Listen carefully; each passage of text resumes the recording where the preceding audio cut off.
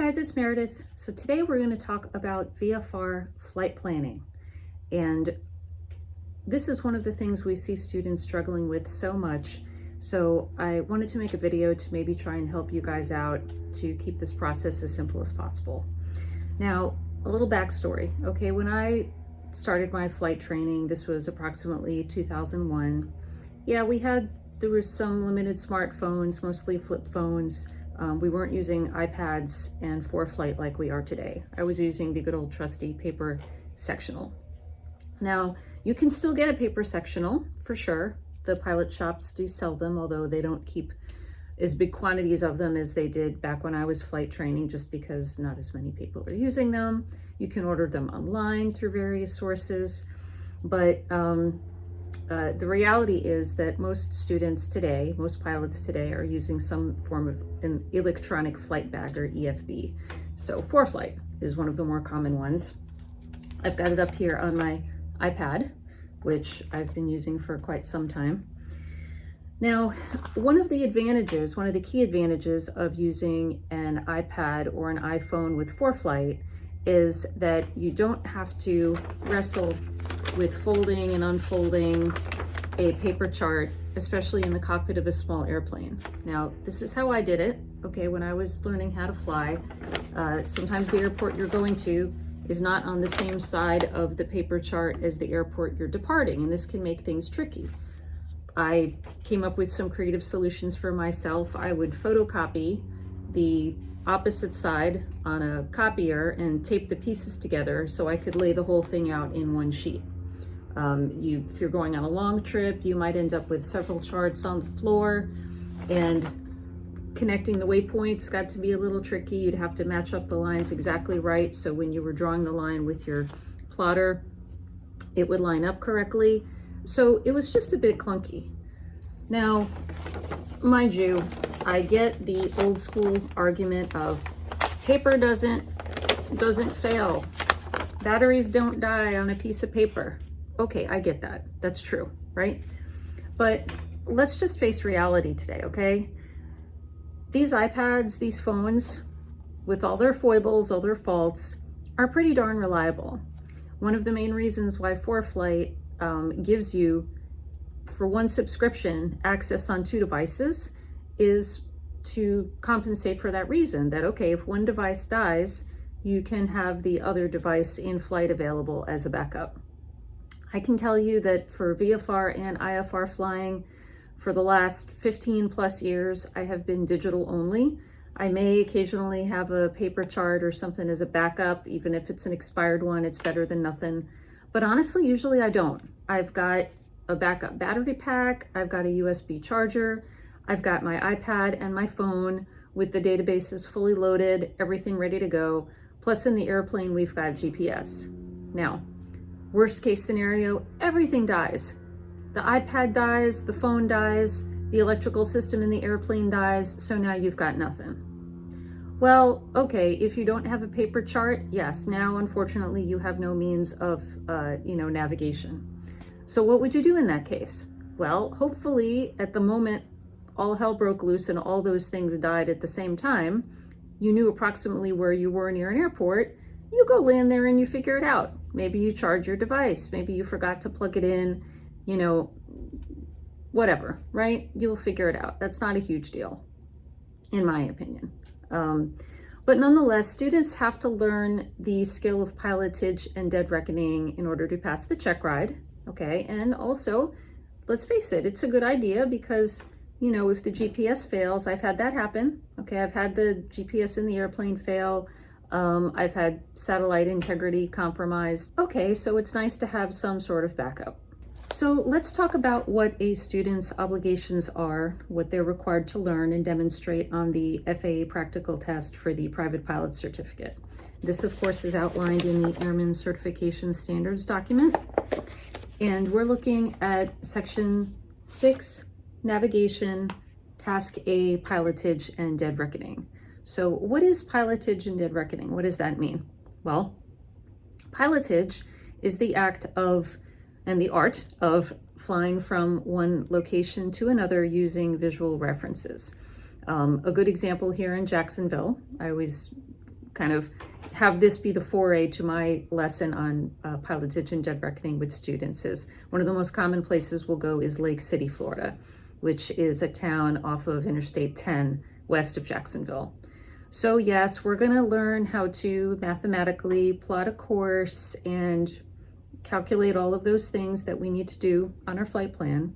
But let me tell you how to get to Lake City, okay? You take off from Craig, you point the airplane west, you find the Matthews Bridge, which is charted. That's in downtown Jacksonville. Interstate 10 runs right through downtown Jacksonville. So the Matthews Bridge is part of the Arlington Expressway, which eventually leads into Interstate 10. You follow that west. Fly for about 20 minutes, and eventually you're going to see a huge lake, i.e. Lake City. So a little bit after that lake, there's an airport. That's the Lake City Airport. Land there. So without getting super complicated, that's pilotage, right? Take off, find X, Y, and Z visual landmark, and eventually you'll find your airport, okay? The dead reckoning, this is how Charles Lindbergh crossed the Atlantic. We're gonna calculate headings, we're gonna estimate wind correction, figure out our ground speed, figure out all of those numbers, and we're gonna fly that heading for a certain amount of time, and hopefully when the timer runs out, the place where we intended on being is gonna be there. The more important part of this is the pilotage. The dead reckoning, okay, is to make sure that you don't run out of fuel, you're keeping track of your time, and that the heading you're flying is more or less accurate. If you fly that heading, you're more likely to encounter the visual waypoint, the pilotage part that you were aiming for. So we're doing a little of both, but clearly the pilotage is the more important part.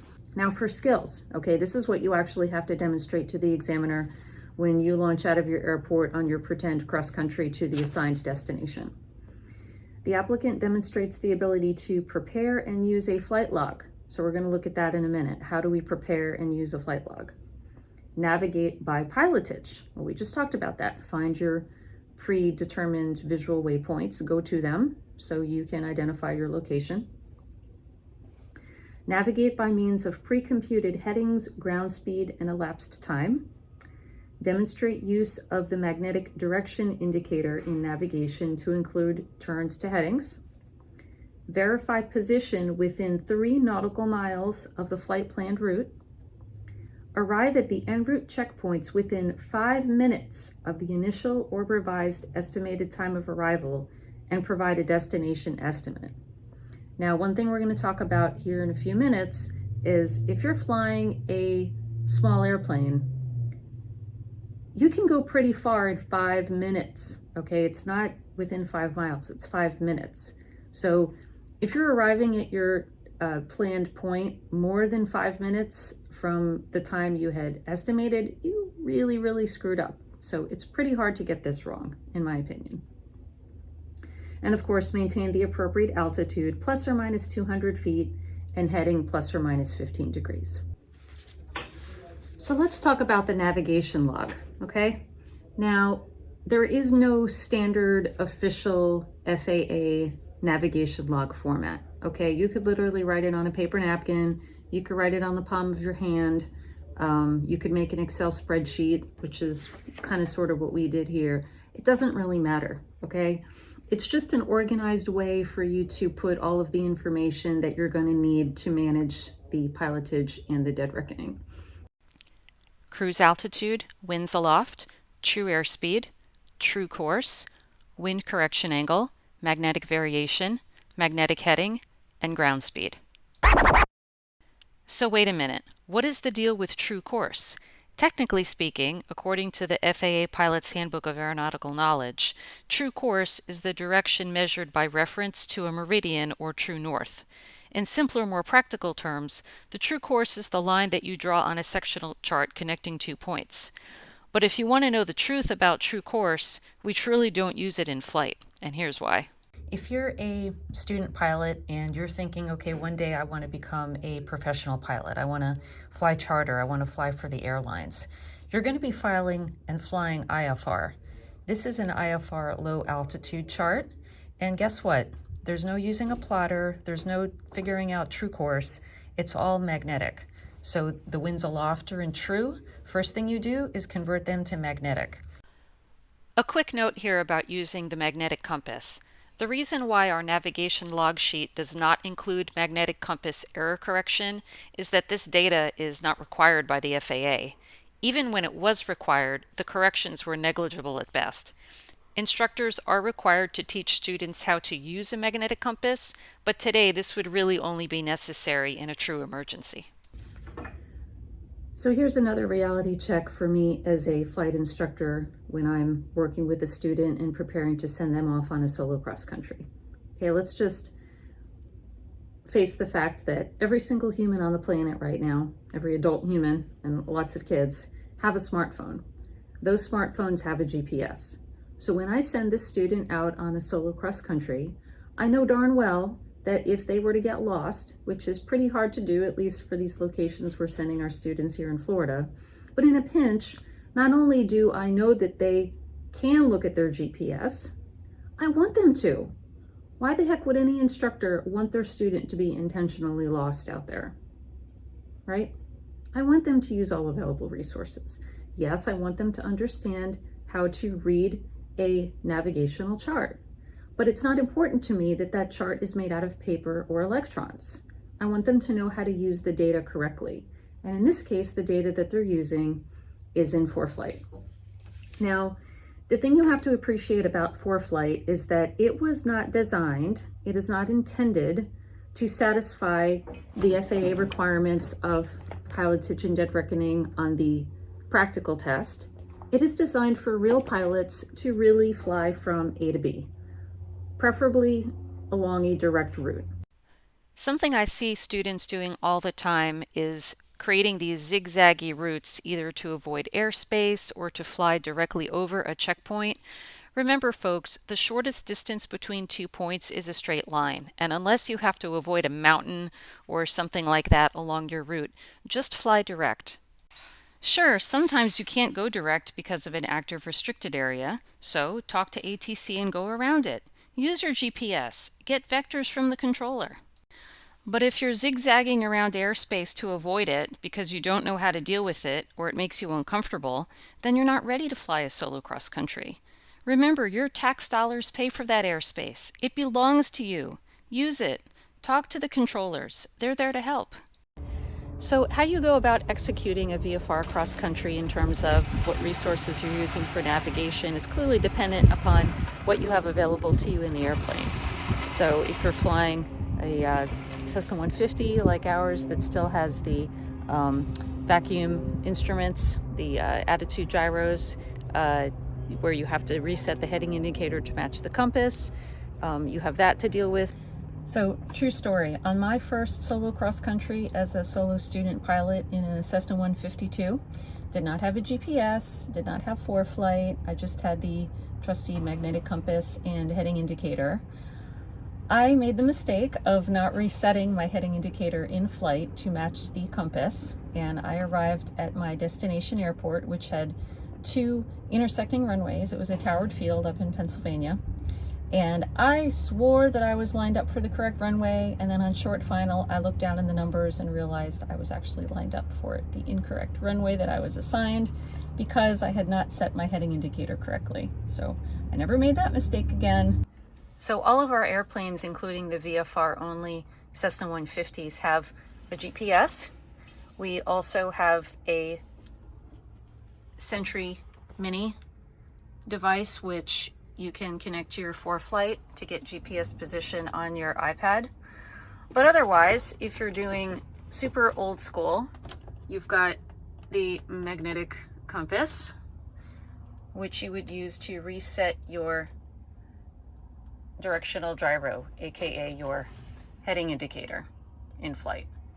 So let's say you're planning a VFR cross country in a plane like this. This is our Cessna 172P model, November 99725. Here's the POH, or the information manual for the airplane. There's 2 key pages you're going to need from this manual to calculate how long it's going to take you to get there and how much fuel you're going to use. So the first chart you need to look at is this one. It's labeled time, fuel, and distance to climb. So remember on the nav log where we had TOC, top of climb? Well, in order to figure out how well your airplane performs in the climb and where you're going to end up when you reach your cruise altitude, you can use a chart like this to figure that out. So let's say, for example, we were climbing on our flight to 4,500 feet.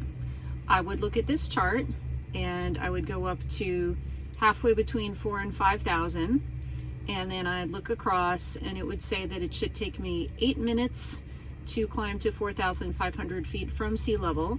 I'm going to burn about 1.5 gallons doing it, and my distance is going to be 10 miles. So I can take that and look at the chart and say, okay, what object or objects are approximately 10 miles away from my departure airport along my route of flight that I might use for a visual checkpoint, so I know, okay, as I reach my cruise altitude, I should be passing, let's say this bridge or this road or whatever. Another thing I see students get hung up on sometimes is the cruise performance chart. So for example, in this airplane, again, if I'm climbing up to 4,500 feet, well, there isn't a line on the chart specifically for 4,500, so I'm going to have to guesstimate or interpolate between the available numbers to come up with an appropriate answer. So the altitudes provided are 2,000, 4,000, 6,000, etc. And I'm going to 4,500, which is close enough to 4,000. So I'm just going to look at that section of the chart. The other thing I have to choose is what power setting am I planning on using for cruise. I don't have to go super fast if I don't want to, but most of the time you want to get there. So let's just say, for example, we're going to use 2,500 RPM. And you'd know that you were at 2,500 RPM by looking at the tachometer on the engine gauge. And you'd say, okay, at 2,500 RPM, what is the outside air temperature? Are we 20 degrees below standard temperature? Are we standard? Or are we 20 degrees above standard? And again, there's no one-size-fits-all solution here. These are approximations. What I always like to say is 20 degrees below standard, that's Duluth, Minnesota. 20 degrees above standard is a really hot day here in Jacksonville, or pretty much Arizona. And standard temperature is just an average day here in Jacksonville. They're advertising 114 knots true airspeed and 8.1 gallons per hour. Now that's for this airplane that has the standard 160 horsepower engine. If you were going to fly in our fleet, one of the other 172s that have the 180 horse upgrade, the fuel burn numbers are going to be a little different, and we'll take a look at the STC for that in just a minute. For example, if you were going to go on a flight in November 65842, which is one of our Cessna 172s, this one has a 180 horsepower engine, and there's an STC, or a supplemental type certificate, published for that engine that identifies any variations in performance that you can expect with this different engine. So the main thing that you're going to see from this STC is the fuel burn is different. And that's obviously something that needs to be taken into careful consideration when you're planning a flight. So this is the main chart that a pilot of this airplane would need to consider. So in our example, if we're climbing to 4,500 feet and intending to use a power setting of 2,500 RPM, if we go across on the chart in the POH, that represents 73% horsepower with an advertised true airspeed of 114 knots and gallons per hour fuel burn of 8.1. But if we take that 73% power and we come over here to the STC paperwork, so there's 70%, 80%, so we're right about there where my finger is, and we come up, that represents a fuel burn of a little bit more than 9 gallons per hour with the 180 horsepower engine, as opposed to 8.1 gallons per hour in the original stock 160 horsepower engine. The other thing you have to figure out to satisfy the ForeFlight performance profile is, what is my climb fuel per hour? Now the POH gives you time, fuel, and distance to climb to various altitudes from sea level, but it doesn't give you the fuel burn rate. So here's where you have to do 5th grade algebra here in order to figure out what the rate is. So the POH tells us that if I'm going to climb to 4,500 feet, it's going to take me 8 minutes I'm going to use about 1.5 gallons, and the distance is going to be 10 nautical miles. So the distance I'll use in the nav log in just a minute, but what I'm really interested in calculating right now is the fuel burn rate. So if I burn 1.5 gallons in 8 minutes equals how many gallons am I going to burn in 60 minutes? So 8x equals 1.5 times 60, 8x equals 90, therefore x equals about 11 gallons per hour. So when I go to my climb fuel per hour, I can change that to 11, and ForeFlight is going to be able to calculate my fuel burn for the whole trip, including the climb, quite accurately. Your performance profile name in ForeFlight is just a text field, so you could label it whatever you want.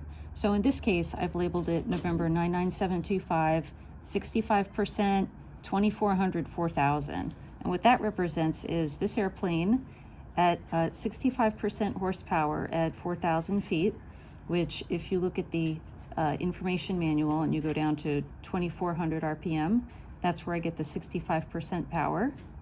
The true airspeed 108, so I've copied that into ForeFlight, and the fuel burn that they advertise is 7.3 gallons per hour. So that's what I've copied into ForeFlight. Again, remember, this is the stock engine. If I were using the other 172 with the 180 horse upgrade, I would have to modify those numbers because they're different from what's in the POH. Here's another reality check. The crew's fuel burn data in the POH is predicated on the pilot leaning the mixture correctly. If you don't lean enough, your fuel burn rate may be higher than advertised. Most students are fairly conservative leaners because they're worried about overdoing it and causing the engine to quit. So even though I need to see my students show me accurate nav logs, I'd rather they overestimate the fuel required for the trip. When Dana and I go on family trips in our airplane, we always overestimate, not because we don't know how to lean, just because it's easy math. With 40 gallons at 10 gallons an hour, you can fly for 4 hours before you're a glider pilot, or 3 hours with a comfortable 1-hour reserve. But let's face it, my bladder can't last that long. So now I want to show you how you would draw your course, how you would connect your departure and destination airports electronically using ForeFlight. So we're not going to use a pen. We can't really draw a line using the plotter because you can't draw on the screen, and the measurements won't work out unless you have it zoomed in exactly correctly. So all of that is built into ForeFlight. So the way that we're going to do it is click FPL on the map, which stands for flight plan, and we're going to type in our departure airport, which is KCRG space, and then our destination, which is Lake City, KLCQ. Return, and as you can see, it connected the two airports with a nice magenta line. It tells us that the distance between the two airports is 56 nautical miles, which is correct. If I were to plot it out using the plotter on the paper chart, you would see that that's accurate. Now, it's a whole nother video to explain to you how to set up performance profiles for your aircraft in ForeFlight, and honestly, ForeFlight has some really good videos on their website explaining how to do that. But just for purposes of this exercise, what I'm going to do is select the stock 160 horse engine Cessna 172 99725, and I'm going to choose a power setting. Now, ForeFlight has various versions. So the high-end version, the most expensive version that they have, will include lots of stock profiles for you. But I recommend to students, for our customers, that they pick the middle plan on ForeFlight, which does offer lots of great features, but also is allows for more customization. So now that I have my performance profile set and my aircraft set, all I have to do is change the cruising altitude. So I'm going to change that to 4,500 since we're traveling westbound. You can see that ForeFlight is already taking a look at the weather that it's downloaded off of the internet here. And it's telling me that at 4,500, I could expect to have a 5-knot tailwind. Now, we're going to get a full standard briefing, and we're going to validate that for ourselves on paper. But that's kind of a neat little piece of information there. Okay, so having done that, you can now see the complete picture of what this trip is going to look like from Craig to Lake City, 56 nautical miles. Based on the data I put in, ForeFlight is estimating it's going to take me 32 minutes and the whole trip I'm going to burn 5.6 gallons. Now that's not including the reserve that I would like to have. That's just how much fuel is going to be consumed. So here's the paper nav log, and I've pre-filled in some of the information we know already. We know the aircraft that we're taking, November 99725. We know our departure point. We know our destination. We know the cruising altitude. And we also learned the altitude for our top of climb is going to be 4,500. And from the POH, we know the distance. It's going to take us 10 nautical miles to climb to 4,500, departing Craig. So now we have to figure out our true course. And this is where you have to reverse engineer ForeFlight a little bit. And remember that ForeFlight is not really designed to do what you're asking it to do right now. It's not designed to tell you a true course that you can then take your plotter and wiggle everything around and figure out what your magnetic heading is. ForeFlight just wants to tell you what the magnetic heading is because it's doing all the work on the back end. And where you could see that estimation is by clicking on the Navlog tab. And here you can see from Craig to Lake City, if we were leaving right now, they're estimating that I'd have to fly a heading of 268 degrees magnetic on my compass or my heading indicator in order to get from Craig to Lake City, and 56 nautical miles and 32 minutes. But how is it figuring that out? How does it know that that heading should be 268 degrees? And how am I going to figure out manually what my heading is going to be? How does ForeFlight know that? So the first thing we need to do is reverse engineer ForeFlight to figure out what the true course is. And this is a bit of a hack of the software, I admit, but this is just the way that you would do it. So I'm going to go back to edit where I can enter in all of my flight data. Notice how my estimated time of departure is just basically set to today, 2:00 p.m., basically now. And because I have it set to now and I'm connected to the internet, ForeFlight can go on Flight Services website and download the winds aloft and do the calculation that I would do manually. But let's say that I want to take that all out of the equation and I want to do it myself. I'm going to have to make my departure time something way in the future where ForeFlight doesn't know what the winds aloft are going to be. And you'll see it's giving me a warning. It's saying, hey, the estimated time of departure wind forecast is unavailable. So I'm using 0 wind. Okay, and that's what I want for right now because I want to take that out of the equation. Remember, we're just trying to plot a true course. We're trying to figure out what the true course is in ForeFlight. So now if I go back to my Navlog button, you'll notice that instead of heading, it says course because it hasn't taken wind correction into account because it doesn't know what the wind is. But it does know that my magnetic course, winds aloft notwithstanding, should be 268 degrees. Now, it just so happens to be exactly the same as what the magnetic heading was in this case because there's very light wind and it just happens to be a tailwind. But it's possible that on any given day, those two numbers could be very different.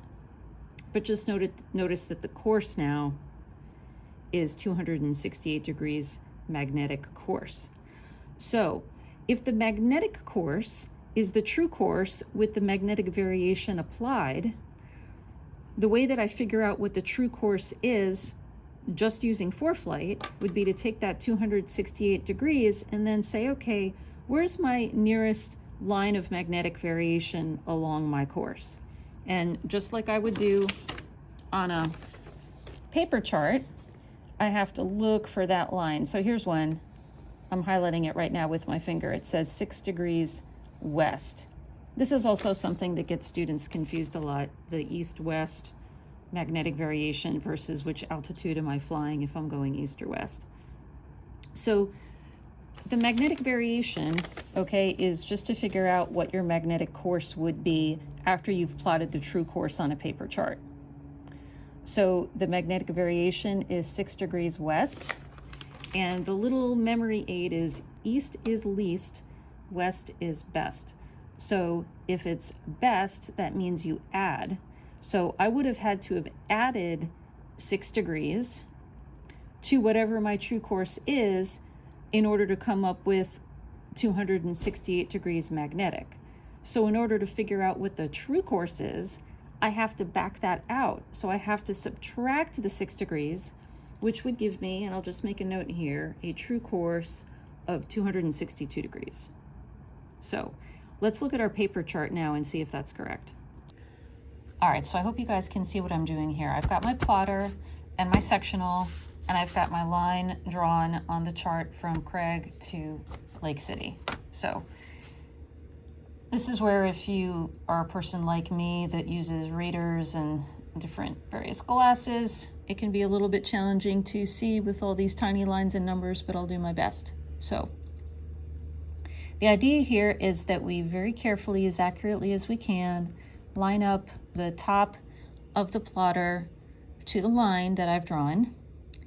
And then you have to slide the center point, the dot that's right in the middle of the plotter, to a line of latitude or longitude, a nice square. And so if I carefully do that as best I can, right about there, then I have to look up on the quote compass part of it. And I have 2 numbers here that are almost directly on my line. I've got 80 degrees and 260 degrees. And there's a little notation here that says if you're looking west, it's going to be on this inner ring, and if you're looking east, it's going to be on this outer ring. So I'm headed west. So according to this, my true course is going to be 260 degrees. Now, we had estimated in ForeFlight that it was 262, but I'll give any of you people $100 cash if you can fly a heading accurately for more than a couple minutes to within 1 or 2 degrees. So the point is here, we've got basically the same answer doing it on paper versus doing it in ForeFlight. Okay, so now that we've got all that sorted out, let's figure out where our top of climb is going to be. So again, for those of you using the middle or highest end version of ForeFlight, you should be able to click on this little button here that says Profile. And you see that based on the data you put in, ForeFlight thinks that your top of climb is actually going to be maybe closer to 11 miles out from Craig. And that probably has something to do with the slight tailwind we have, slight variations in our rate of climb that we put in ForeFlight versus what the POH says, but pretty close to 10 nautical miles. So now, if we were going to do this on paper and try and find an object that's approximately 10 nautical miles west of Craig along our route, if we were doing on a paper chart, we would take the paper sectional and we would take our plotter and we can see, okay, nautical miles sectional, there's 10. What thing is about 10 miles west of Craig? Looks like we're along our course pretty much just north of the Jacksonville Naval Air Station, right at the river, near one of the bridges near downtown. Okay, so that's a pretty good mark right there. If you want to figure out what 10 nautical miles is west of Craig in ForeFlight, there's a couple ways to do it. So you see how I'm taking my fingers and zooming in and out? You guys are presumably familiar with that function on a tablet or a phone. I can use my fingers as a ruler. It's much easier to do with 2 fingers. So if I start at Craig and then just extend that out until I get to 10, right there, perfect. It's easier doing it with 2 hands, 2 different fingers, as opposed to 1 hand with 2 fingers. I've drawn a line from Craig along my route, 10 miles, and check it out. I end up in pretty much the exact same spot that I just figured out on the paper chart, just north of Jacksonville Naval Air Station, along the river. So on my navigation log now, I've added top of climb, a beam, NAS, I'll be at 4,500 feet, and that's approximately 10 miles into my route. So if I wanted to mark that spot on my paper chart, obviously I would just take a pen and I would draw a little dot. What I used to do when I was flying with paper charts as a student pilot, I would take tiny little sticky notes and I would put little sticky notes along each one because, I mean, let's face it, it's kind of hard to see your little dots. You can't really write any notes, so even back then, sticky notes were kind of useful. So how do I do that in ForeFlight? What I see most students do, and this is where things start to go off the rails really quick with these nav logs, is they figure out that in ForeFlight, they could take their finger and plop it down on a spot, and they can drop a pin. So you see where I put my finger right there was 9.2 nautical miles, so not quite 10. So let me try that again. I'll maybe do it just a little bit further away. All right, 10.2, close enough. So I'm gonna add that in, and now you see I have a pin dropped that's approximately 10 nautical miles west of Craig along my route.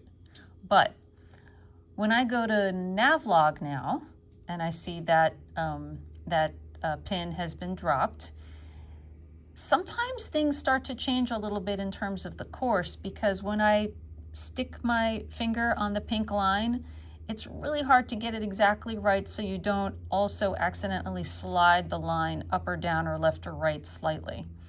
So I have Craig to my top of climb. Now it says 267 degrees magnetic course, 10 nautical miles. And then from there to Lake City, it's going to be 268. While it is possible to generate and print a paper navlog using ForeFlight, you should know that the visual waypoints you select, the pins you drop, can't be named. ForeFlight displays the latitude and longitude of the point, but this is not as helpful as calling the waypoint a beam NAS. We recommend that students use ForeFlight as a resource to gather the data they will need to fill out a paper navlog. Now it's recommended that your checkpoints for timing for the pilotage and jet reckoning not be super close together. You know, you want to think 15 miles, 20 miles, something along those lines. So here's where I can take, again, my fingers and say, okay, what's something west of my top of climb that's somewhere in that 15 to 20 nautical mile range? There's a town here, Baldwin, that's 14-ish. All right, that'll work. You could even use the next town, McClenny. That's 21 miles. So let's just say we want to use McClenny. 21.6 miles. So round up or down here, I'm going to round down and just say 21. So I dropped a pin near McClenny on ForeFlight, and it rounded up and said 22 miles for that leg. Okay, fine, 22 it is. So on my navigation log here, I wrote my next point is McClenny, 22 nautical miles.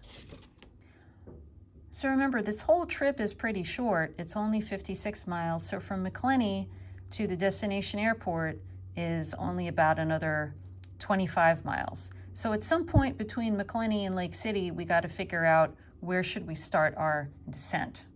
Again, if we look at the profile view of ForeFlight, based on the data that we've put in on this trip, it thinks we should start our descent at about the roughly the 40 nautical mile point in the trip, which is going to be about 15 miles shy of Lake City. So let's see if we can find an object that's about 15 miles before Lake City to start a gentle descent. Well, if I do that, there's not a ton of good options right there. You can see here it's where I-10 kind of makes a little curve. Okay, so that could be a good visual. Another good visual is this prison, or even Ocean Pond, the big round lake. So you could really use any of those things, because honestly, with the good visibility that you're going to want to have to go on a trip like this, shortly after you pass McClenny, you're going to see Lake City. So that's kind of, this intermediate point here is kind of going to be moot, you know, unless the visibility was low or you had climbed above a cloud layer, which I don't recommend. So let's just pick something super obvious here like Ocean Pond. all right? So if we measure how far out from Lake City is that, to the beginning of the pond, the lake, let's just call it 9 miles. As a review, in our performance profile for this airplane, we had told it that we were going to descend at basically the same speed we'll be cruising at, which is pretty normal, so 108 knots, fuel burn staying the same, and our rate of descent 500 feet a minute, okay? That 500 foot a minute rate of descent is what ForeFlight is using to calculate where I should begin my descent. So this pin right here represents the lake. ForeFlight thinks we should probably start our descent a little sooner than that so we can descend at 500 feet a minute doing 108 knots and arrive at the Lake City Airport going straight in. However, the reality is we're really wanting to arrive at the Lake City Airport, or just shy of the Lake City Airport, 1,000 feet above the field elevation. So we want to join the downwind for a traffic pattern. So if we're currently at 4,500 feet in cruise, and the Lake City Airport, much like Craig, is essentially at sea level. They're a little bit inland, so a teeny bit higher, but just for argument's sake, let's say it's still at sea level. So in order to get from 4,500 feet down to 1,000 feet, we have 3,500 feet to lose. At 500 feet per minute, do the math, 35 divided by 5, that's 7 minutes. So we have 7 minutes to descend from cruise to get into the vicinity of the traffic pattern. So what you might think about doing is, even though I've got my pin here that says, okay, I want to start my descent at the pond, you're going to see the pond a little bit beforehand. By that time, you're already talking to the tower. You would have gotten the weather at Lake City, figured out what runway you're going to land on. So even though we've plotted the point as the pond, you should be able to see the pond several miles away from it. Again, if you've got good visibility, right? So, 10 miles viz is just a little bit past McClenny. So use that as a guideline, not as an exact place where you're gonna start reducing the power to initiate your descent.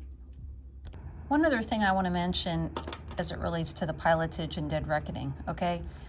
Plotting the distance and the time between checkpoints is important because you want to make sure that you can correctly validate what your ground speed is manually. All right, your GPS is going to show you constantly what your ground speed is. So in real world scenario, flying from place to place with multiple GPSs in your airplane, knowing what your ground speed isn't really that challenging because you can just read it off of the GPS. However, to figure it out manually, again, it's just a time distance calculation, and that's where one of these handy dandy flight computers comes into play. Now, I know a lot of you guys have the electronic ones. I've never really been a huge fan of those. This has always worked best for me. So on these manual slide rule E6Bs, if you're trying to figure out what your ground speed is, you want to read distance over time. So if I know, for example, that the distance between two checkpoints is going to be, let's say, 15 miles, I can take a little sticky note and mark the 15, just as a visual reminder for me. And then I'm going to start my timer and see how long it's going to take to get from one checkpoint to the next. And then when the timer ends, I simply take the time, in this case 9 minutes, and I put it under the 15, and then I would look over here at the rate and see, well, what was my ground speed? It was 100. So it's just kind of a neat little hack, if you will, of the manual flight computer. So now let's figure out our wind correction and what our magnetic heading is that we're going to fly. So earlier we figured out what our true course is, and we came up with either 260 or 262, depending on whether or not you believe your paper chart or ForeFlight. So let's just say 262. We'll go with the ForeFlight answer. Now we have to use the handy dandy flight computer and a winds aloft forecast to figure out our wind correction. So the instructions on this one are pretty simple. Set wind direction under true index. In ForeFlight, from the latest weather, it's saying that the winds aloft at our cruising altitude, again, we have to interpolate here 063 at 5 knots at 3,000 feet, or 018 at 1 knot. So hardly any wind, okay, but pick a number. So let's just call it 050 at 4, okay? So if I go 050 at 4 knots, I mean, it's so small you can barely fit it on here. So I'm just going to mark with a crayon here, a little dot roughly there. Okay, mark wind velocity up from center point. I just did that. Now set true course under true index. So I'm going to spin the wheel of fortune here until I get to 262, which was my true course. All right, right about there. Then slide wind velocity mark to true airspeed. Okay, so according to the POH, right, we had a true airspeed of 108. So look at my little red dot where the wind was. I slide that up to 108, right about there. And then the ground speed reads under the center. So my ground speed looks like about 110. And my wind correction angle reads between the center line and the wind velocity mark. So again, it's so negligible today, but if there is any wind at all, it's going to be slightly on the positive side here or to the right. So let's just call it +2. So I'm going to write that on my navigation log here to show you what we're doing. So my wind correction angle is +2. I've got a ground speed of 110. Now, this VAR, okay, is the magnetic variation. Remember, we were talking about the whole lines on the chart, 6 degrees west. So my magnetic variation should be +6. So if I take 262 plus 2 plus another 6, I get a heading of 270 degrees. Okay, doing it on paper. And again, if I go back to my maps, let's have my departure time be right now. Go to my nav log, and ForeFlight is giving me roughly a heading of 270. Again, dropping the pins from point to point, I've got 269, 267, a 268. But you can see how close that is. All right, and the big picture here, again, is the pilotage. We're not sitting there staring at our compass going, oh, am I at 268? Am I at 267? And, you know, staring at the compass trying to figure that out. No, I'm looking out the window and following Interstate 10. Right there. That's the pilotage. And I'm visually following I-10. I'm going to stick to my heading as close as I can. But I'm looking out the window for landmarks. Oh yeah, I'm over the river a little bit north of the Naval Air Station. I've, of course, have to mind my altitude so I'm not busting their airspace. Okay, here we've got Hurlong Airport off to the left. We've got Cecil Airport off to the left. We've got this big interchange, well, 2 significant interchanges along I-10. The first one is Baldwin, where you've got some railroad tracks. And then you've got McClenny. It says there's a plant. So that should be, you know, distinguishable from Baldwin in the fact that, number one, it doesn't have the railroad tracks and it has a big power plant near it. There's also a hospital complex, so it looks like I've got 2 substantial things on either side of I-10 at that interchange. And again, with the kind of visibility you're going to want to have as a student pilot going on one of these solo cross countries, you should see Ocean Pond by now. Heck, you probably see the Lake City Airport. So at that point, who cares? You've got the airport in sight, and again, we know that I-10 is going to keep trucking westbound. We know that the Lake City Airport is going to be slightly to our left or slightly south of I-10, a little bit past the pond, and that's really the bottom line. So in a nutshell, students, when you come to me with a navigation log to Lake City from Craig, I don't want to see 268, 263, 266, a bunch of different headings. Look at the big picture here. Pick the one that makes the most sense, stick with that heading, and adjust as necessary. We're not going to send you out on one of these trips on a day when there's going to be some crazy winds aloft where you're going to get, the crap beat out of you by turbulence. We want it to be a nice, relatively calm day. So your winds aloft are not going to change a whole lot. All right. So, but again, if it looks like, okay, well, maybe my heading that I'm flying is taking me a little bit north of I-10. Well, what could be the reason? Well, of course, it could be a change in the winds aloft. Maybe the winds are more out of the south and it's pushing you more north along your course toward the interstate as opposed to being south of the interstate through most of the trip. Or let's say you're in a Cessna 150 and you've got a gyroscopic heading indicator. And like I said earlier, maybe you didn't reset the heading indicator. Maybe it precessed.